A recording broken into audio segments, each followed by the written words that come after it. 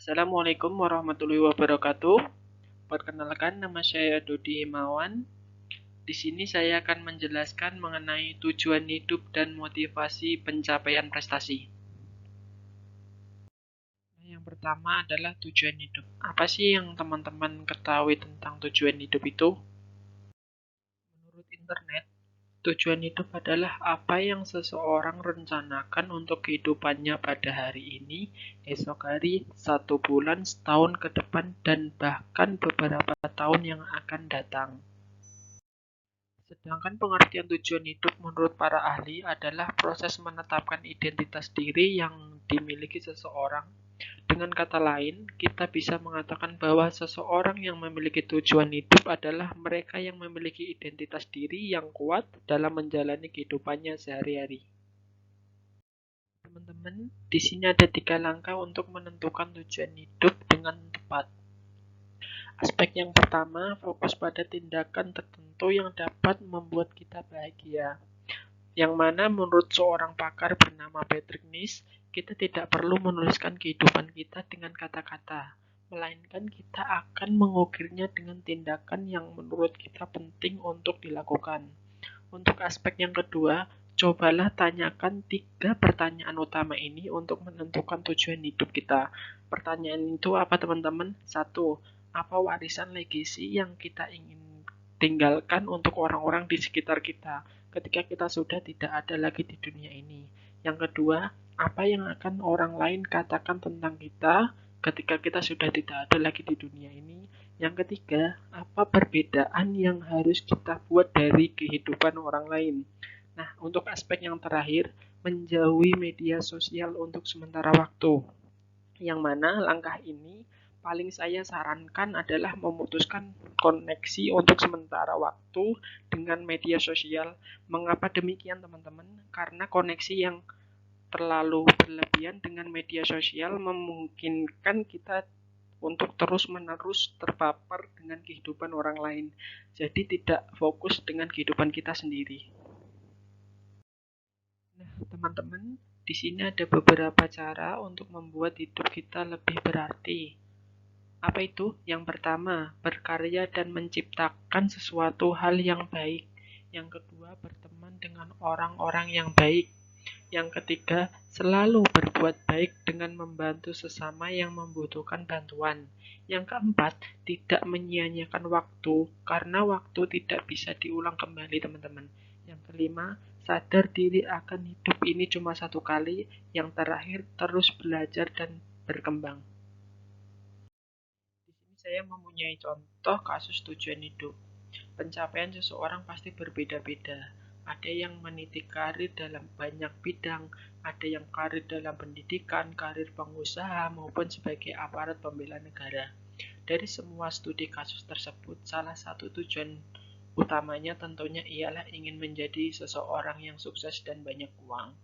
Namun kesuksesan tersebut tentunya tidak akan mudah untuk didapatkan. Perlu adanya pengorbanan dan perjuangan yang sangat berat.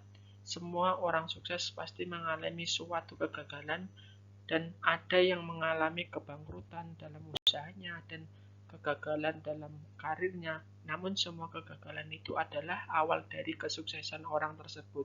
Selama orang tersebut tidak pantang menyerah dan terus berusaha untuk bangkit dari keterpurukannya.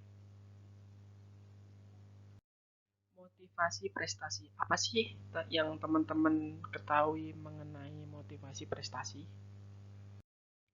Motivasi dalam prestasi tentunya sangat banyak.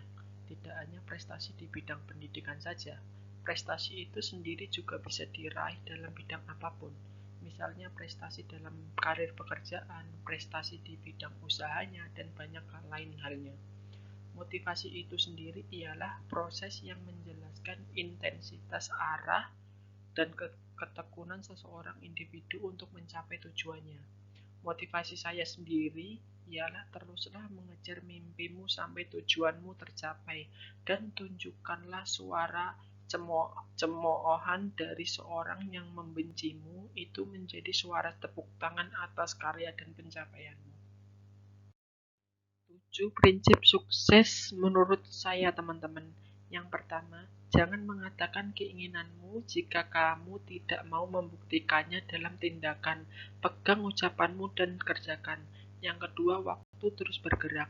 Penuhilah hidupmu dengan cinta dan sukacita, maka percayalah kesuksesan akan segera tiba. Yang ketiga, lakukan sesuatu yang meningkatkan cinta kepada diri kita. Maka orang-orang akan ikut merasakan kekuatan cinta dalam dirimu. Yang keempat, berlatihlah untuk menerima pencapaian kecil, agar nanti kamu bisa menerima kesuksesan yang lebih besar. Yang kelima, tak ada yang lebih penting selain belajar dan fokus pada pengembangan diri. Yang keenam, jaga keharmonisan pikiran, ucapan, tindakan, sebab jika tidak kau hidup akan menderita. Yang ketujuh, fokus pada kekuatan bukan kekurangan. Fokus pada peluang bukan penghalang. Teman-teman, di sini saya ada satu contoh studi kasus yang saya ambil. Teman-teman pasti tidak asing dengan foto yang ada di layar. Mungkin teman-teman udah kenal sama beliau. Beliau adalah Kevin Aprilio Soematmadja.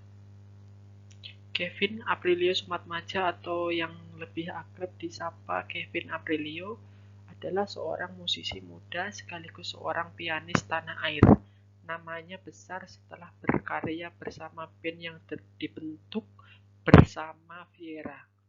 Pria kelahiran Jakarta 7 April 1990 ini merupakan putra dari pasangan musisi ternama yaitu Adi MS dan Memes. Sejak kecil, Kevin sudah akrab dengan musik. Bahkan dia mempelajari piano secara serius ketika masih TK. Jenjang karir Kevin Aprilio Soematmadja. Yang pertama, karir di bidang musik. Kevin Aprilio pernah menjadi pianis tunggal dalam konser Musikademia Twilight Orchestra. Tidak terhenti sampai di situ. Kevin makin serius bermusik dan membentuk band Viera sebelum akhirnya berubah nama menjadi Viera Led pada tahun 2013 lalu bersama teman-teman yang dikenal lewat sosial media. Selain itu, Kevin Aprilio juga pernah membentuk band dengan nama Kevin and the Red Rose di tahun 2016. Yang kedua, karir di bidang akting. Kevin pernah menjajal kemampuannya berakting dengan berperan dalam sinetron Putih Abu-Abu. Dia beradu akting bersama grup Blink di tahun 2012 silam. 1 tahun setelahnya, Kevin Aprilio didapuk menjadi bintang utama sinetron berjudul Aprilio dan Julie. Yang ketiga, produser dan pemilik label. Di tahun 2010, Kevin membangun label musiknya sendiri yang diberi nama Aprilio Kingdom. Artis yang berada di dalam naungan label Kevin tersebut diantaranya folk band, Farisa WP, Viera Led, Helen Yosita Gunawan, Jengli, dan Jevin. Dari sekian banyak karir yang Kevin telah jalani, Kevin juga pernah mengalami masalah, yaitu salah satunya mengenai keuangan. Di sini Kevin Aprilio sempat terlilit utang sejumlah 17 miliar pada tahun 2015 akibat trading forex. Saat itu, pentolan band Viera itu sempat ingin bunuh diri karena bingung harus menuntaskan utangnya tersebut. Namun berkat dukungan keluarga dan orang-orang yang terdekat, masalah hutang itu pun akhirnya terselesaikan dengan cara Kevin Aprilio mencoba berbagai bisnis dan dalam waktu 4 tahun utang tersebut pun sudah lunas terbayarkan. Yang terakhir, hubungan asmara antara Kevin Aprilio dan Visi Melanie. Kevin Aprilio memantapkan melamar Visi Melanie di tengah hamparan salju saat mereka berlibur ke Korea Selatan pada tahun 2019 lalu. Pernikahan yang direncanakan di pertengahan tahun 2020 berulang kali tertunda karena pandemi COVID-19.